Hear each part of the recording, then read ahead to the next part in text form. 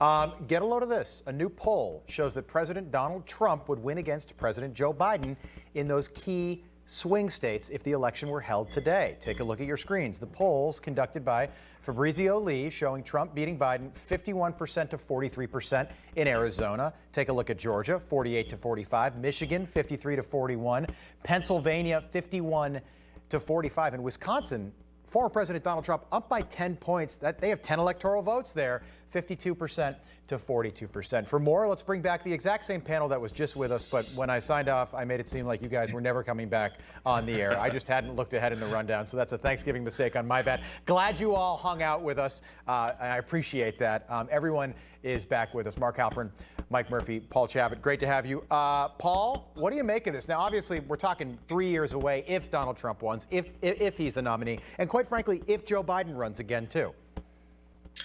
Things are so bad for the Democrats right now. Look, Trump could beat AOC in her own district. I'm slightly kidding here, but look, when you look at what the Democrats have done to this country, you look at gas and Biden having to release from our oil supply, inflation, the supply chain, the parents rising up in Virginia. It's a horrible time to be aligned with the left. So I'm not surprised to see those polling numbers.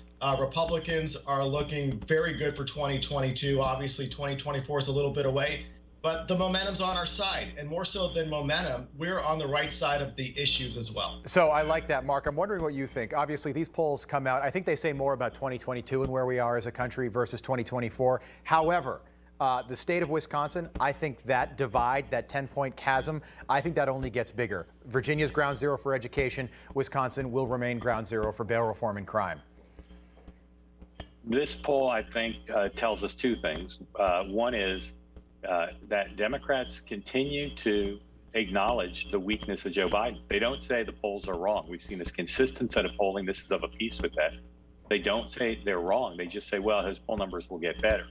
But for an incumbent president, again, someone who Democrats view as unelectable, those numbers are, as we like to say in Trump world, shocking but not surprising.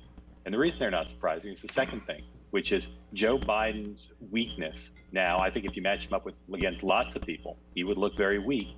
And that, as you said, is a really bad harbinger for the Democrats in 2022 when his job approval rating, how people see him, will do more to tell the tale than anything else. And Kamala Harris, 28%. I mean, I've said it several times on the air here, but Dick Cheney literally shot somebody in the face bird hunting, and the lowest he had gotten the approval ratings was 30%. Kamala Harris, 28% right now. She's only been in that job for 10 months.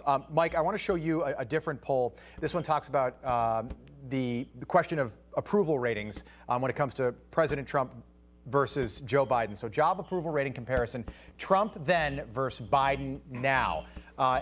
You can just look at the numbers yourself there. Every single state, particularly Wisconsin, again, almost a 15-point margin there. What do you make of this, Mike? Well, that's amazing. The Democrats keep doubling down on the same failed policies, and it's actually probably tripling down by now. But, you know, walk away Joe is not answering to the American people. He turns his back to us every time he has one of those press conferences where he's reading off the teleprompter. But, you know, in Minnesota, I think we're going to see this state flip red in 2022. Amongst independents, you know, Biden has a 34% approval rating and Tim Walz has a 39% approval rating, which is really good news that we're going to actually flip this state red in 2022. As the grassroots candidate for governor and a current mayor, I've done things already to prove that I'm the conservative guy that can beat Tim Walz, such as passing a Second Amendment sanctuary city resolution in my town. People are screaming for law and order. They want the machine guns off the streets in Minneapolis. They want the criminals locked up. And, you know, they want prosperity again. And that's what we're going to have here in Minnesota. We're going to flip this entire country red in 2022, and we're going to send the Democrats packing. Just a quick reaction to that, Paul. The Democrats have an 11-month runway here to sort of, you know, tack and change directions. Have they given you any sign since the elections earlier this month that they're going to do things differently before 2022?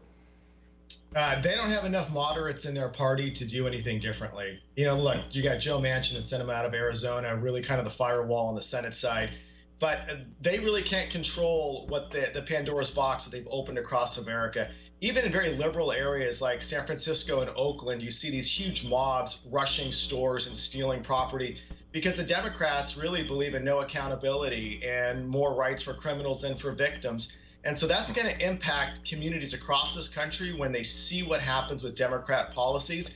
So honestly, look, the genie's out of the bottle. The Democrats are in a lot of trouble. I don't know how they reverse their negative trends, but it's up to the Republicans now to capitalize and explain why our policy positions keep Americans safe at home. That's a good point. Gentlemen, again, thank you so much. Enjoy your Thanksgivings. Mark Halperin, Mike Murphy, Paul Cabot, great seeing you guys. Have a great rest.